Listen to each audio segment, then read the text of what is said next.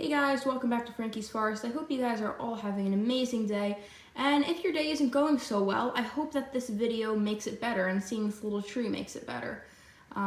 So to start off with, the first tip of the care guide is the proper sunlight. Now, the sunlight you want to give your bonsai should be indirect. That means not shaded, but not bright, harsh, burning, scorching sunlight that could harm your plant.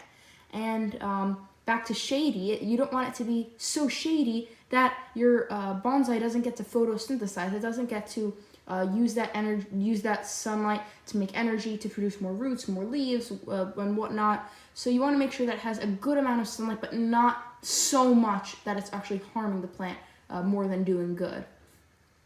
The next tip is the proper watering and the proper amount of water you should give your bonsai and how often. So the amount of water you should give your bonsai is kind of just something to do by eye, depending on the size of the tree, the size of the pot, the density of the soil, the quality of the soil. There's all these factors to consider.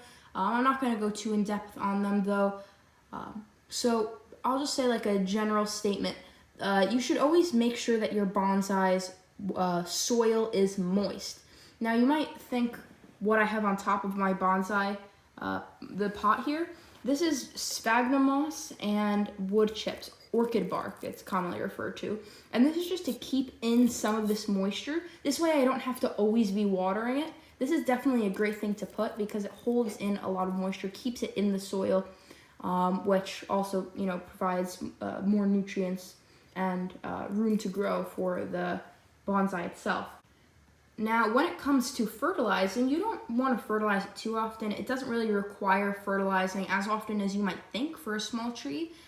Whenever you see it starting to get a little discolored, maybe the leaves are a little more yellow, then you should give it a little squirt of fertilizer. But other than that, I don't think you should really fertilize it that often.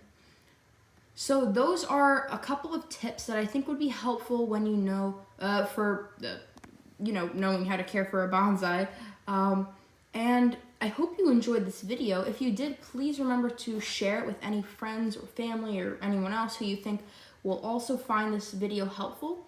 And other than that, I hope you have an excellent day. Happy growing!